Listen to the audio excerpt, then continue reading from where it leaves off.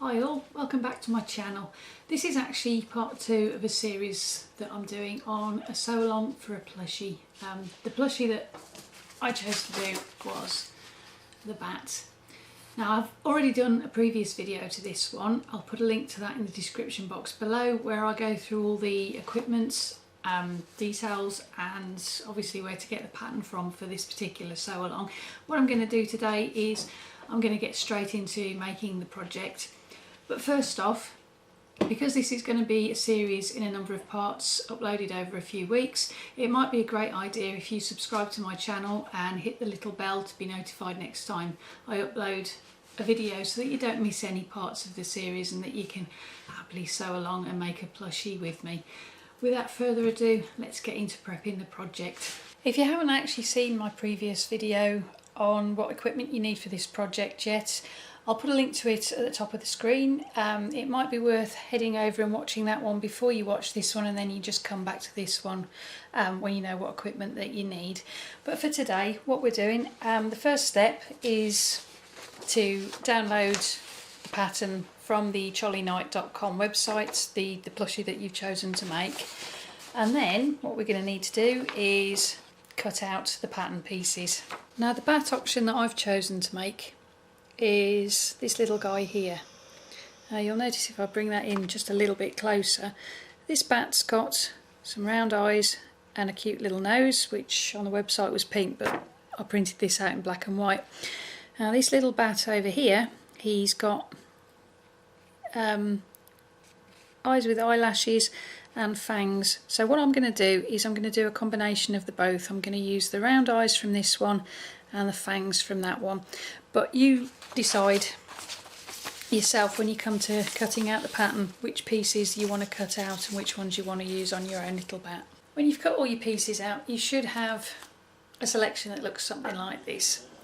Now you'll notice from, if I bring the pattern pieces in a little closer for you, it'll actually tell you on the pattern piece how many of each item you're supposed to cut out. Now with this one, it's because it's the head, obviously you'll need a front and a back. And if we have a look at the wing, you'll see that down there it says that you need to cut 4, so that's 2 for each side. But if you're in any doubt at all, if you refer back to the printout or the copy that you've got on your computer screen, it actually gives you a handy little guide to show how many of each piece you should be cutting for the project. So now that you've got the actual pattern cut out, it's a case of getting to the fabric and cutting it out in fabric. If you have watched the previous video, you'll know that I said that I was going to be doing this project out of fleece. The actual instructions give you a choice of different fabrics. You've got faux fur, you've got minky, and a selection of different fleeces down there. You can choose which one you want to work with, it's entirely up to yourself. I'm going to go with this fleece, which is a leftover bit that I had from a project I worked on previously. Now sometimes it's difficult to tell with fleece which is the right side and the wrong side, so a handy little tip to bear in mind if you're having trouble working out which side is which is that if you grab the width of the fabric and just pull, it always rolls to the wrong side. Another great thing about fleece is it doesn't actually matter if you use the wrong side or the right side, because it is so hard to tell which is which. The only thing that you've got to bear in mind is that whatever side you decide to use is the side you use throughout. So that's where your marker pen or pencil comes in handy, because what you do is mark which side is the wrong side. I think I'm going to have to use a different colour because that's not showing up too well on the purple. Now to know which way round to put your pattern pieces, if we refer back to them, you see they've got 2 lines with arrows on. One's going across the width of the pattern piece and it says stretch, and the other one's going up and down and it says nap. Now the stretch, the main stretch on a fleece fabric goes across the width. So this little diagram tells you that you want to be putting this widthways across the fabric. If we refer back to the instructions, you'll note that she actually shows the body across the width of the fabric. If we take a look at the wing piece, the stretch is going that way, which means you put it on the fabric across the width of the fabric, so it looks like that. And just so that you know, the self edge going up the side, that's the edge of the fabric that follows the straight grain or the nap. So when you're happy that you've got all your pieces on the fabric the right way, you've got the stretch going across the width of the fabric and the nap going up and down the grain parallel to the selvage, it's just a case of cutting out the required number of pieces. So you're looking at 2 for the ears, 2 for the body, 4 for the wings and 2 for the head. And then once you've cut those out, we'll move on to the felt. Now, to hold your pattern pieces still on the fabric while you're trying to cut them out, you can either use pins to pin them down, you can draw around them and cut them out that way, or you can use pattern weights. Now, I've got a blog where I go through how to make pattern weights, and I'll put a link in the description box below. And now's a good time to mention that if you subscribe to my channel, there's a handy little box just in the corner of the screen that'll take you to the subscribe page, and that'll just make sure that YouTube lets you know next time I upload another video in this series, so that you don't miss any of the steps. When you've cut out your pieces and before you take the pattern piece away from the fabric, make sure you mark which is the wrong side. You can use chalk, you can use a fabric pencil or a fabric marker. Try to stay away from any permanent kind of marker, because the one thing that you want to make sure doesn't happen is that whatever you mark back with doesn't bleed through to the front, because obviously you'll be able to see it. Now, on this particular pattern, if you take a look at the earpiece for a minute, you'll notice that it says cut 2 from the main fabric and cut 2 for the inner ear fabric. Now, unfortunately I've only got one colour of fleece, so what I'm going to do is cut all 4 pieces of ears out of the same fleece.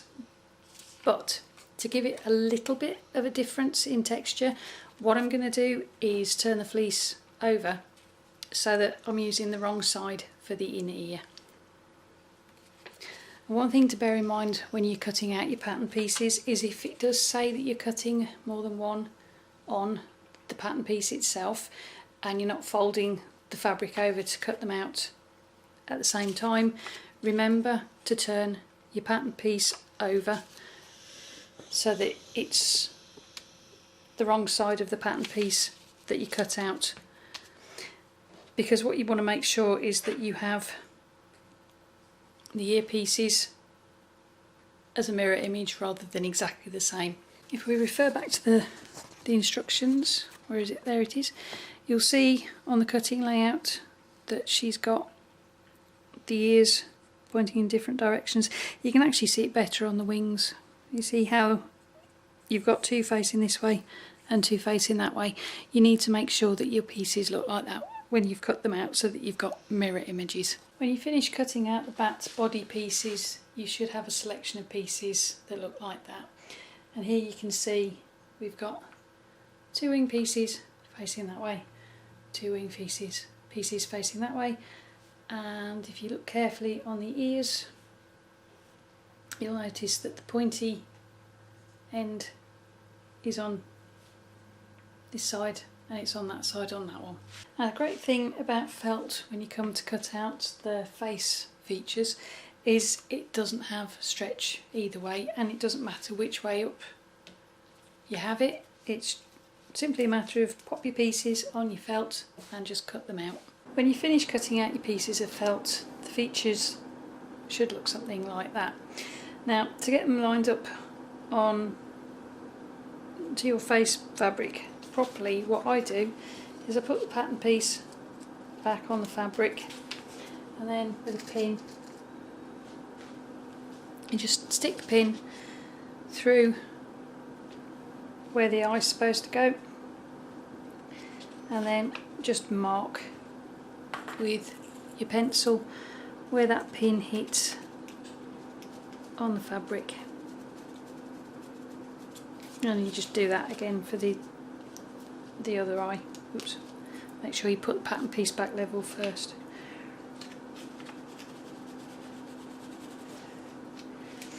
And there, tells you roughly where to put your eyes.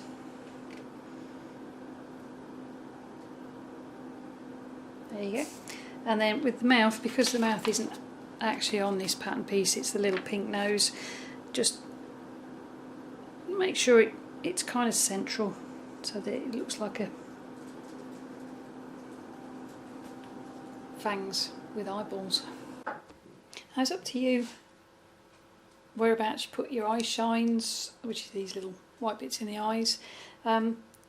Spread it out however way it looks the best to you. It's your bat, so you know, as long as you've got it roughly in the same part of the pattern as the designer got on the pattern piece, it's absolutely fine.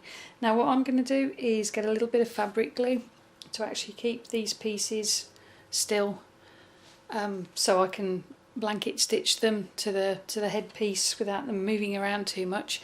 You can also use fusible web, which I'll put a link in the description box to both of those products for you. So yeah, that's the next stage, and then I'll show you how to do a little blanket stitch. Okay, so once you've glued the eyes and the mouth to the headpiece, it's just a case of sewing them down with something like a blanket stitch. Now the great thing about doing a blanket stitch on something like this is you don't have to worry about the threads showing on the wrong side, because you literally just attach your thread on the inside of the headpiece and it doesn't matter if it shows through, because nobody's going to see that side anyway. So what I'm going to do now is I'm going to carry on doing the blanket stitch around the eyes and the mouth. Leave me a comment to let me know if you're joining in on the sew along, and to let me know how you're getting on with it and which plushie you ended up choosing out of the many different ones that are available on the website. There's a link in the description box below for that. All it's left to do for now is say whatever you're sewing with, enjoy your creativity and have fun. Thank you ever so much for watching, and I'll see you next time. Bye for now.